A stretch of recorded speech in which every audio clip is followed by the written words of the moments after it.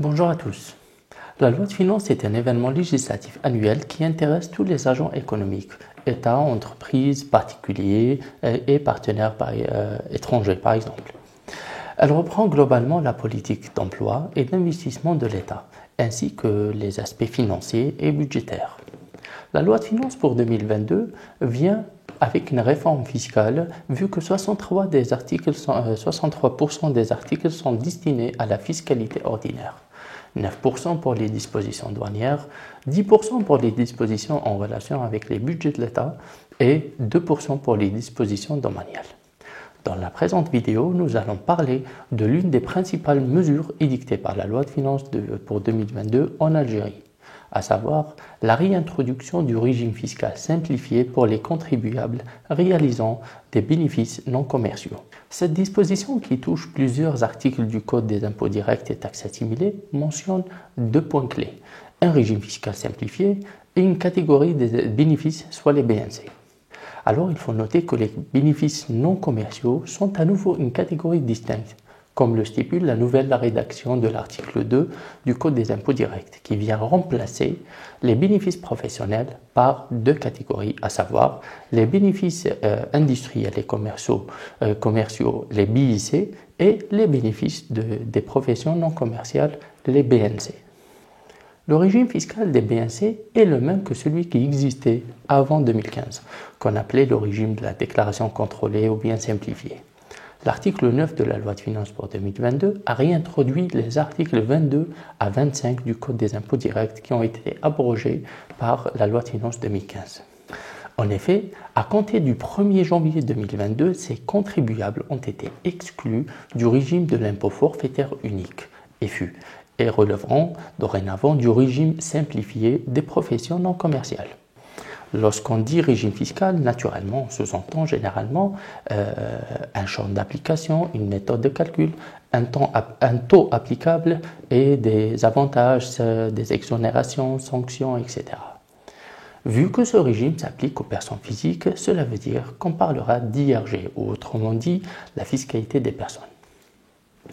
Alors, sont considérés comme des bénéfices non commerciaux, les bénéfices des professions libérales, tels que les cabinets comptables, avocats, notaires, traducteurs, dentistes, médecins, etc.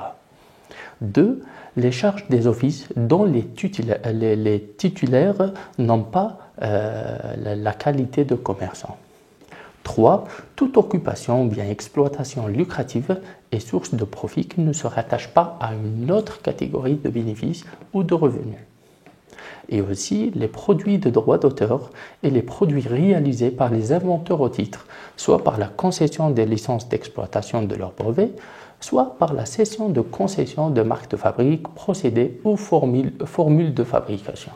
Le revenu imposable ou bien l'assiette de l'impôt est calculé par la différence entre les recettes totales et les dépenses déductibles, cela veut dire les charges nécessaires pour l'exercice de la profession, telles que le loyer des locaux professionnels, les impôts et taxes supportés à titre définitif par le contribuable.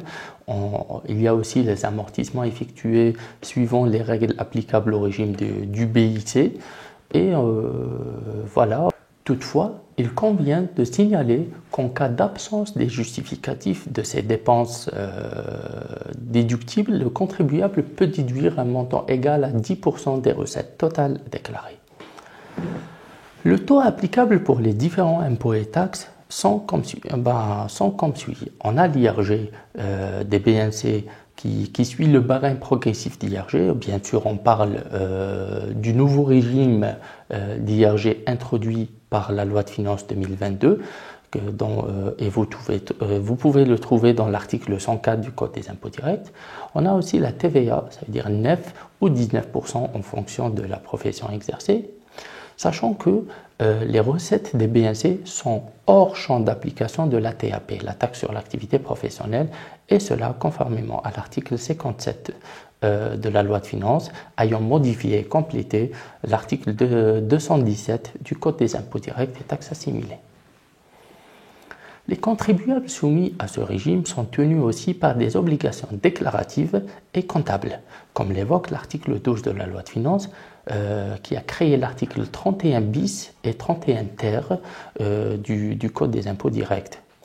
Alors, concernant les obligations déclaratives, le professionnel doit souscrire une déclaration mensuelle G50 pour déclarer les recettes professionnelles, pour s'acquitter des différentes taxes, la TVA, l'IRG salaire et autres retenues.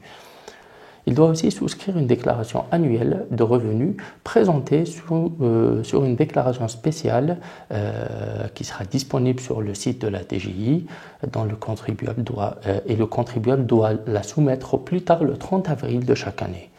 Cela veut dire que le dernier délai, par exemple, pour la déclaration annuelle pour l'exercice 2022 est le 30 avril 2023.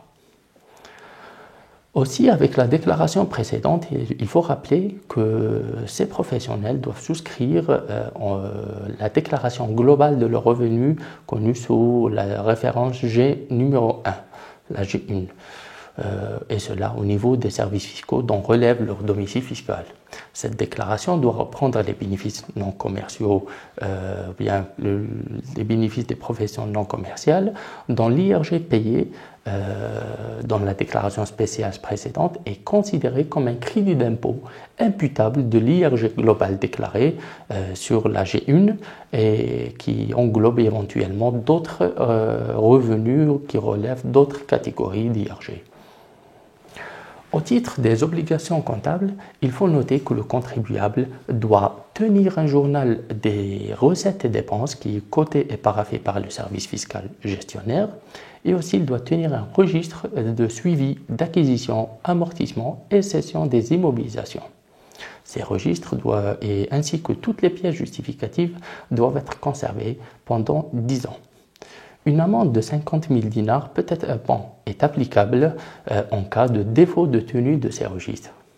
Selon un communiqué publié récemment par la Direction générale des impôts, les dossiers fiscaux de ces contribuables exerçant des professions non commerciales seront gérés par les centres des impôts de rattachement, c'est-à-dire les CDI, ou à défaut par l'inspection des impôts territorialement compétente auprès desquelles ils doivent accomplir leurs obligations déclaratives et s'acquitter des impôts et taxes dus.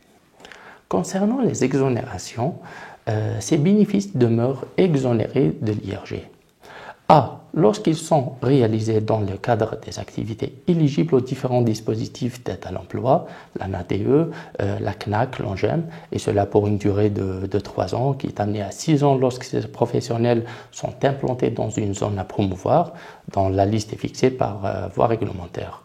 La dite période d'exonération est prorogée encore pour 2 ans supplémentaires pour les contribuables qui s'engagent à recruter au moins 3 employés à durée indéterminée, ça veut dire sous contrat CDI. B. Lorsque ces bénéfices sont réalisés dans une zone du Sud bénéficiant de l'aide du Fonds de gestion des opérations d'investissement public inscrite au titre du budget d'équipement de l'État. Et cela dans les régions du Sud et des hauts plateaux pour une durée de 10 années. C. Lorsque ces bénéfices sont réalisés dans le cadre d'opérations génératrices de devises, soit une opération d'exportation. D. Lorsque les bénéfices concernent les sommes perçues sous forme d'honoraires, cachets et droits d'auteur ou bien d'inventeur au titre des œuvres littérature scientifiques, artistiques, cinématographiques, et cela par les artistes, compositeurs et inventeurs. Il est bien sûr précisé que cet avantage fiscal ne concerne que les personnes ayant leur domicile fiscal en Algérie. E. Lorsqu'ils sont utilisés pour la prise de participation dans le capital d'une société de production de biens ou bien de travaux ou de services. Bien sûr, à la double condition, ça veut dire à la libération de la totalité de la quote-part du capital en question et aussi que ces titres acquis doivent être conservés pour une période au moins de 5 ans décomptée à partir de l'année qui suit celui de leur acquisition, sous peine de se voir rappeler le montant de l'impôt et avec une majoration de 25%. C'est aussi donc le résumé de cette mesure qui vise à réintroduire ce régime simplifié pour les BNC, vu que les FU ou bien le réel ne s'accommode pas avec la spécificité de ces activités, notamment en matière d'obligations fiscales et du mode de détermination de la base imposable. Je vous donne rendez-vous alors dans d'autres vidéos. Merci et à bientôt.